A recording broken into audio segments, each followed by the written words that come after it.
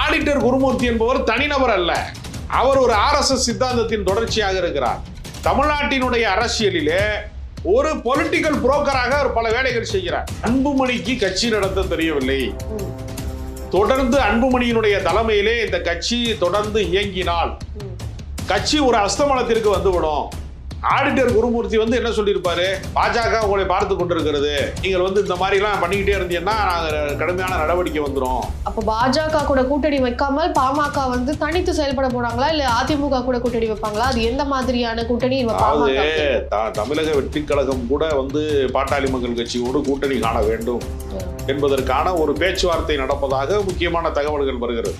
அப்போ ஒருவேளை தமிழ்நாட்டிலே மூன்றாவது அணி அமையுமா என்கிற கேள்வியும் இருக்கிறது. மருத்துவர் ராமதாஸ் சொந்த மகன் மீதே அரசியல் போர் தொடுக்கிறார்.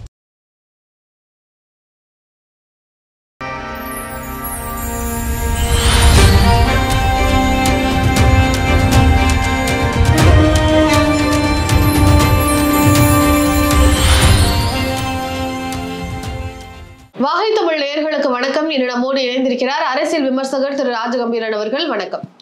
பாமக கட்சிக்குள்ள நிறைய பிரச்சனைகள் இருந்துட்டு இருக்கக்கூடிய இந்த சூழல்ல சைதை துரைசாமி அவர்களும் ஆடிட்டர் குருமூர்த்தி அவர்களும் ராமதாஸ் அவர்களை அவருடைய இல்லத்திலே போய் சந்திச்சிருக்கிறாங்க. இந்த சந்திப்புக்கான காரணம் என்னவாக இருக்கும்? இந்த சந்திப்புக்கு பின்னாடி ஏதாவது செய்திகள் வர்றதுக்கான வாய்ப்புகள் இருக்கா? மருத்துவர் ராமதாஸ் அவர்களை சமாதானப்படுத்துகிற முயற்சியாக அன்புமணியினுடைய தூதுவராகத்தான் ஆடிட்டர் குருமூர்த்தி அங்கே போயிருக்கிறார். ஆனால் அவர் என்ன சொல்றாருன்னா, அன்புமணி எல்லாம் இங்க வந்தாரா அப்படின்னு ஒரு ஆக்ஷன்லாம் கொடுத்து பக்கத்தில் இருக்கக்கூடிய சைதை துரைசாமிகிட்ட அன்புமணியை நீங்க பாத்தீங்களா என்றெல்லாம் ஒரு பிரமாதமான கேமரா முன்னாடி ஆக்ஷன் சொன்னால் அற்புதமாக நடிக்கக்கூடிய நடிகர்களின் வரிசையிலே அவர் வந்துட்டார்.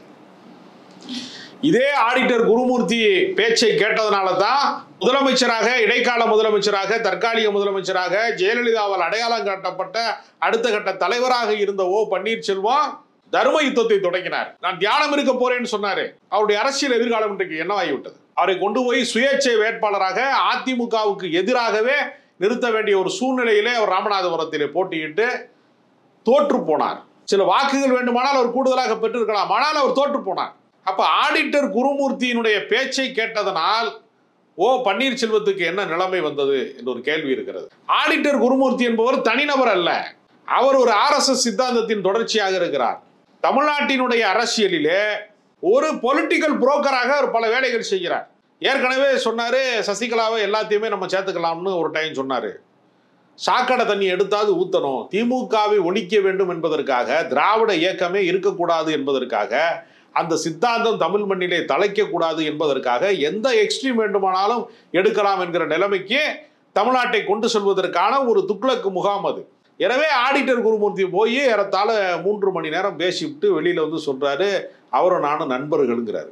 2 பேரும் நண்பர்கள்னா இதற்கு முன்பு எங்கேயாவது சந்தித்ததற்கான புகைப்படம் இருக்கிறதா? ஏதாவது ஆதாரம் இருக்கிறதா?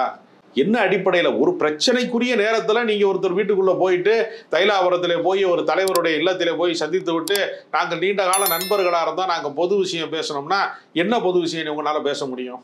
IPL கிரிக்கெட்டை பத்தி பேசுனீங்களா? தக்லை படத்தை பத்தி பேசுனீங்களா? இல்ல தீ பாடின பாட்டை விட சின்மயி பாட்டு தான் நல்லா இருக்குன்னு சொல்லிக்கிறாங்க சோசியல் மீடியால, அதை பத்தி பேசுனீங்களா? எதை பத்தி நீங்க பேசுனீங்கன்னு ஒரு கேள்வி இருக்குல்ல.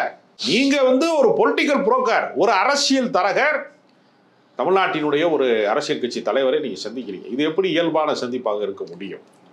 இப்போ நட்பின் ரீதியாக தான் சந்திச்சேன் அப்படின்றத குறிப்பிட்டிருக்காரு. ஆனா இவருடைய நட்பு சந்திப்பு ஆனா கொஞ்ச நாள்லயே பாஜகவுல இருந்து இறுதி கூட்டணி பற்றிய ஒரு செய்திகள் வரணும் அப்படின்ற அடிப்படையில தான் இவர் போய் சந்திச்சிருக்கிறாரு. அதுக்கான ஒரு வலியுறுத்தலை ராமதாஸ் அவர்கள் கிட்ட கொடுக்கறதுக்கு தான் போயிருக்கிறாருன்ற மறைமுகமான செய்திகள் வெளியாகி இருக்கு. அதை பத்தி சொல்லுங்க சார். அன்புமணிக்கு கட்சி நடத்த தெரியவில்லை.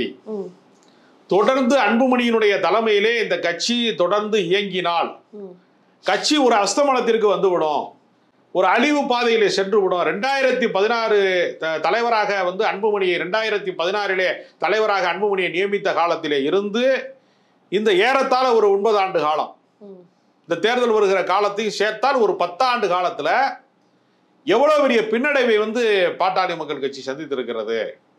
யாருடைய தயவும் இல்லாமல், யாருடைய கூட்டணியும் இல்லாமல் கூட என்னால் 5 தொகுதிகளிலே வெற்றி பெற முடியும் என்கிற கடந்த கால நடவடிக்கை இங்கே. நீ பெரிய பெரிய கட்சிகளோடு கூட்டணி வைத்தால் கூட 4 MLAக்களைத்தான் பெற முடியும் என்கிற நிலைமையிலே இருக்கக்கூடிய பாட்டாளி மக்கள் கட்சியினுடைய நிலைமை எங்கே என்கிற வித்தியாசத்தை மருத்துவர் ராமதாஸ் குறிப்பிடுகிறார். நாங்கள் வந்து இந்த சமூகம் வந்து ஒன்றுபட்டால், இந்த சமூகம் முழுமையாக பாட்டாளி மக்கள் கட்சிக்கு வாக்களித்தால் 50 தொகுதிகளை கைப்பற்ற முடியும். ஆனா 5 தொகுதியை மட்டுமே கைப்பற்றக்கூடிய இடத்திலே, பலவீனமான ஒரு இடத்திலே இந்த கட்சியை நடத்துவது யார்? அவருக்கு தலைமை பண்பே கிடையாது. அவர் தன்னுடைய தாயாரையே தண்ணீர் பாட்டில் விட்டு அடிக்கிறார் என்று சொல்லக்கூடிய அளவுக்கு தலைமை என்பதற்கான எந்த அருகதையும் இல்லாதவர் அன்புமணி என்ற கருத்தை ராமதாஸ் சொல்றார். அது மட்டும் இல்ல, மீண்டும் நான் வன்னியர் சங்கத்தை கூட்டுவேன், பொதுக்குழுவை கூட்டுவதற்கான அதிகாரம் இன்னைக்கு யாருக்கு இருக்கு அப்படின்னு பார்த்தா, அந்த அதிகாரம் வந்து மருத்துவர் ராமதாஸ் என்கிற அந்த கட்சி நிறுவனருக்கு தான் இருக்கிறது. பொதுக்குழுவை கூட்டி யார் வேண்டுமானாலும் நியமிக்கலாம், யாரை வேண்டுமானாலும் நீக்கலாம் என்று சொல்லுகிறார்கள். பொதுக்குழுவை கூட்டுவதற்கான அதிகாரமே வேறு யாருக்குமே கிடையாது. அது நிறுவனராக அந்த பாட்டாளி மக்கள் கட்சி நிறுவனராக இருக்கிற மருத்துவருக்கு மட்டும்தான் அது உரியது என்கிற நிலைமை இருக்கிறது. எனவே வன்னியர் சங்கத்தை கையில் எடுக்கிறார்.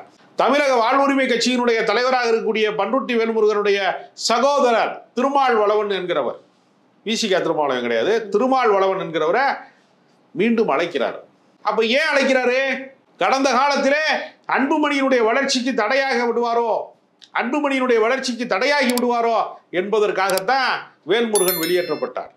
ஏன்னா வேல்முருகன் பேச்சாற்றல் மிக்கவர், செயல்படக்கூடிய ஆற்றல் மிக்கவர், மிக தீவிரமாக விடுதலை புலிகள் ஈழ அரசியலாக இருந்தாலும், தமிழ் தேசிய அரசியலாக இருந்தாலும், வன்னியர் சமூகத்தினுடைய சமூக நீதி அரசியலாக இருந்தாலும் வந்து மருத்துவர் அவர்களுடைய கட்டளையை வந்து அந்த சமூகத்திலே நிறைவேற்றக்கூடிய ஒரு பெரிய போர்ப்படை தளபதியாக பண்ருட்டி வேல்முருகன் இருந்தாரு. யாருக்காக இழந்தார்? அன்புமணிக்காகத்தானே இழந்தாரு.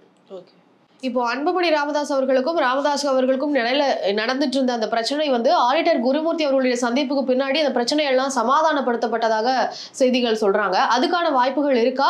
அப்படி வாய்ப்புகள் இருந்தா அப்ப ராமதாஸ் அவர்கள் கைதான் இனிமேல் ஓங்குமா? அதாவது அன்புமணி வந்து ராமதாசிடம் சரணடைந்தால் மட்டும்தான் பிரச்சனை தீருமே தவிர, பாட்டுக்கு பாட்டு போட்டிக்கு போட்டி மாதிரி நீயா நானான்ற மாதிரி நானும் கட்சி நடத்துறேன் நீனும் கட்சி நடத்துறியான்னு எதிர்முகாமை வந்து நீங்க நடத்தி கொண்டிருந்தால் எப்படி வந்து சமாதானமாகும்? ஆடிட்டர் குருமூர்த்தி வந்து என்ன சொல்லியிருப்பாரு? பாஜக உங்களை பார்த்து கொண்டிருக்கிறது, நீங்கள் வந்து இந்த மாதிரி எல்லாம் பண்ணிக்கிட்டே இருந்தீங்கன்னா நாங்கள் கடுமையான நடவடிக்கை வந்துடும், சிக்கல் வந்துடும், நீங்க இந்த மாதிரி எதிர்த்து பண்ணாதீங்க, வாக்கு வங்கி சிதறிடும், பாஜக வந்து இன்னைக்கு வந்து உங்களை வந்து இப்போ நீங்கள் பாஜகவுக்கு அனுசரணையாக நடந்து கொண்டால்தான் அன்புமணி சிறைக்கு போகாமல் இருப்பாரு. எனவே அன்புமணியினுடைய தரப்பு ஒரு ஆதரவு வழக்கறிஞர் எப்படி பேசுவாரோ, ஒரு ஆதரவாளர் எப்படி பேசுவாரோ, ஒரு கட்சியின் அனுதாவி எப்படி பேசுவாரோ, அதைத்தான் வந்து ஆடிட்டர் குருமூர்த்தி வந்து மருத்துவர் ராமதாஸ் அவர்களிடத்துல வந்து சொல்லி அவரை சமாதானப்படுத்த முடியுமா என்கிற இடத்திலே தான் அவர் பேசியிருக்கிறார். ஆனால் மருத்துவர் ராமதாஸை ஒப்புக்கொள்வாராங்கிற ஒரு கேள்வி இருக்கிறது. ஏனென்றால் அவர் ஒரு வைராக்கியமாக இருக்கிறார். அவர் நினைத்திருந்தால் பொதுவெளியிலே வந்து அன்புமணி குறித்து பேசியிருக்க வேண்டிய அவசியமே இல்லையே. இப்ப ஏன் பேசுகிறார்? தன்னுடைய கட்சி தன்னுடைய கட்டுப்பாட்டை வந்து மீறி போய்விட்டது. தலைக்கு மேலே வெள்ளம் போனால் ஜான் என்ன முடம் என்ன என்று சொல்வதை போல தன்னுடைய எல்லையை தாண்டி போய்விட்டது. இனிமேலும் இந்த கட்சி வந்து நாம் கையில் எடுக்கவில்லை என்றால் இந்த கட்சி வந்து காணாமல் போய்விடும். ஓகே சார், இப்போ அன்புமணியினுடைய ஆதரவாளர்களா கட்சியில இருந்த கிட்டத்தட்ட 41 பேர், திலகபாமா உட்பட 41 பேரை வந்து ராமதாஸ் அவர்கள் நீக்கியதாகவும் சொல்லியிருக்கிறாங்க. அப்போ இந்த விஷயத்தை பார்க்கும் பொழுது இனிமே ராமதாஸ் அவர்களுடைய நிர்வாகம் தான் முழுமையாக இருக்கும், அன்புமணி அவர்கள் வந்து ராமதாஸ் அவர்கள் கிட்ட சரணடைஞ்சிட்டாருன்னு எடுத்துக்கலாமா? இல்ல, சரணடைய மறுக்கிறார். 2 பேருக்குமான சமரச பேச்சுவார்த்தை என்பது வெற்றிகரமாக நிகழவே இல்லை. ஓகே, அப்படி நிகழ்ந்திருந்தால் இது வந்து ஆடிட்டர் குருமூர்த்திக்கு அங்க என்ன வேலை? ஓகே, ஆடிட்டர் குருமூர்த்தி அவர்கள் சந்திப்பு வந்து இருந்ததுனாலதான் அதிமுகவினுடைய பிரச்சனைகள் இருக்கும்போது அதே மாதிரி சந்திச்சாரு, பாஜக கூட கூட்டணி வச்சாங்க. இப்ப பாமக கூட வந்து அதே சந்திப்பு நடந்திருக்கு, இன்னும் பாஜக கூட தான் இவங்களும் வந்து கூட்டணி வைப்பாங்க அப்படின்னு எடுத்துக்கலாமா? இல்ல, அமலாக்கத்துறைக்கு 5, வருமான வரித்துறைக்கு 5 எடப்பாடி பழனிசாமி வந்து வேறு வழி இல்லாமல் மண்டியிட்டு விட்டார். அவர் மண்டியிட்டார் என்பதனாலேயே இவர்களும் அதே மாதிரியே பாட்டாளி மக்கள் கட்சியும் அவர்களிடத்திலே சரணடைந்து விடும் எப்படி சொல்ல முடியும்? அதுக்கான வாய்ப்புகள் இல்லையா? அவர்கள் பல பிரச்சனைகளை பல போராட்டங்களை சந்தித்தவர்கள். அதாவது போராட்ட அரசியலிலே இருந்து முளைத்த ஒரு கட்சி தான் பாட்டாளி மக்கள் கட்சி. ஆனா எடப்பாடி பழனிசாமி எந்த போராட்டத்தினுடைய தலைவரானாரு? இப்ப அன்புமணி அவர்கள் கிட்ட நெருக்கடிகள் இருக்கு, அவர் மேல இடி ரைட் விடுறதுக்கான வாய்ப்புகள் இருக்கு, அவர் கைது செய்யறதுக்கே வாய்ப்புகள் இருக்குன்ற ஒரு அச்சத்துலதான் அவர் பாஜக. ஒரு அரசியல் கட்சியை நடத்துகிறவர்கள் எந்த வழக்குக்கு அஞ்சாம, சிறைக்கு அஞ்சாம, எவ்வளவு பெரிய பிரச்சனை வந்தாலும் அதை எதிர்கொள்வதற்கு தயாராக இருந்தால் மட்டும்தான் கட்சி நடத்த முடியும். ஜெயலலிதா மீது வழக்கு போடலையா? ஜெயலலிதா சிறைக்கு போகலையா? 2G அலைக்கற்றை வழக்கிலே வந்து கனிமொழி சிறைக்கு போகலையா? கலைஞர் உயிரோடு இருக்கும் போதுன்னு அவங்க சிறைச்சாலையில் இருந்தாங்க. அந்த வழக்கு நடத்தி முடித்து தீர்ப்பு வருகிற வரைக்குமான போராட்டங்களை நடத்தலையா? ஆராசா சிறைக்கு போகலையா? பொன்முடிபோது வழக்கு இல்லையா, எல்லா வழக்குகளையும் கடந்து போராடி தான் ஒரு அரசியல் கட்சி நடத்த முடியும். எந்த வழக்குமே எனக்கு வராது, நான் நேர மந்திரி பதவி மட்டும்தான் அனுபவிப்பேன், சொகுசு காரில் போவேன் என்று ஒரு அரசியல் தலைவர் வாழ முடியாது. அப்ப பாஜக கூட கூட்டணி வைக்காமல் பாமக வந்து தனித்து செயல்பட போறாங்களா இல்ல அதிமுக கூட கூட்டணி வைப்பாங்களா? அது எந்த மாதிரியான கூட்டணி? தமிழக வெற்றி கழகம் கூட வந்து பாட்டாளி மக்கள் கட்சியோடு கூட்டணி காண வேண்டும் என்பதற்கான ஒரு பேச்சுவார்த்தை நடப்பதாக முக்கியமான தகவல்கள் வருகிறது. அப்போ ஒருவேளை தமிழ்நாட்டிலே மூன்றாவது அணி அமையுமா என்கிற கேள்வியும் இருக்கிறது.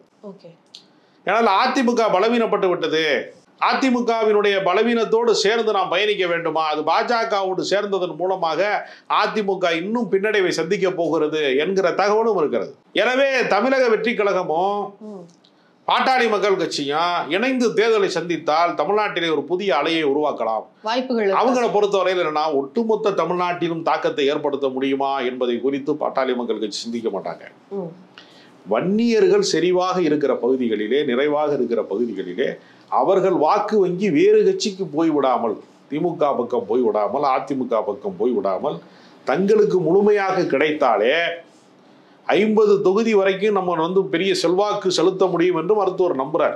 ஆனால் மருத்துவர் ராமதாஸ் வந்து ஒரு சினிமாக்காரனை நம்பி கொண்டெல்லாம் போவாரான்னு தெரியல. இப்ப யார் இறுதி முடிவை எடுக்க போகிறார்கள்னு ஒரு கேள்வி இருக்கிறது. அன்புமணி வேண்டுமானால் விஜயை வந்து ஏற்றுக்கொண்டு கூட்டணி அமைப்பதற்கு தயாராக இருக்கலாம். ஆனால் அதே முடிவை வந்து ராமதாஸ் எடுப்பாரா என்று நமக்கு தெரியவில்லை. ஏன்னா ராமதாஸை பொறுத்தவரையிலே சினிமா கலாச்சாரத்திற்கு முற்றிலும் எதிரானவராக இருக்கிறார். சார், தமிழக வாழ்வுரிமை கட்சியோட பாமக கூட்டணி வைக்கிறதுக்கான வாய்ப்புகள் இருக்கா அப்படின்ற ஒரு கேள்வி, அதை பத்தி நீங்க என்ன நினைக்கிறீங்க? தமிழக வாழ்வுரிமை கட்சி என்பது பாட்டாளி மக்கள் கட்சியிலே இருந்து பிரிந்து வந்து விட்டது. ஆனா இப்ப திமுகக்குள்ள வந்து சில நெரிசல்கள் வந்து திமுகவோடு அவர்களுக்கு சில முரண்பாடுகள் இருக்கிறது என்றாலும் அந்த கூட்டணியை இன்னும் அவர்கள் முறித்து கொண்டு வெளியே வந்து விடவில்லை. விமர்சன பூர்வமாக திமுகவை வந்து சில பிரச்சனைகளிலே அவர் அணுகுகிறார், ஆவேசமாக சில கருத்துக்களை சொல்கிறார். அது மக்கள் பிரச்சனைக்காக பேசுகிறாரே தவிர திமுக வீழ்ந்து விட வேண்டும் என்கிற உள்நோக்கத்தோடு அவர் விஷமத்தனமான ஒரு வேலையை செய்யல. அதனால தமிழக வாழ்வுரிமை கட்சி என்பது மீண்டும் பாட்டாளி மக்கள் கட்சியில இணையாது. அவர்களோடு கூட்டணியாகவும் இணையாது, கட்சியாகவும் இணையாது. அவர்களே ஒரு சகோதர இயக்கமாக வேண்டுமானால் போராட்ட களங்களிலே, பொதுவான பிரச்சனைகளிலே அணுகுவதற்கு வாய்ப்பு இருக்கிறது. 2026 தேர்தலை பொறுத்த வரைக்கும் பாமகவினுடைய வாக்கு சதவீதம், அதாவது இப்போ 50 தொகுதிகளில் ஜெயிக்கணும் அப்படின்லாம் ராமதாஸ் அவர்கள் விருப்பப்படுறதாக செய்திகள் பார்த்தோம். அந்த வகையில பாமக எப்படி செயல்படும் நினைக்கிறீங்க? எந்த மாதிரியான வாக்குகள் வாங்கி குவிக்கும்? எப்பொழுதுமே பாட்டாளி மக்கள் கட்சியை பொறுத்தவரையில அவர்கள் வந்து ஒரு கட்சியோடு பேச்சுவார்த்தை நடத்தி கொண்டு இன்னொரு கட்சியோடு கூட்டணியை உறுதி செய்து விடுவார்.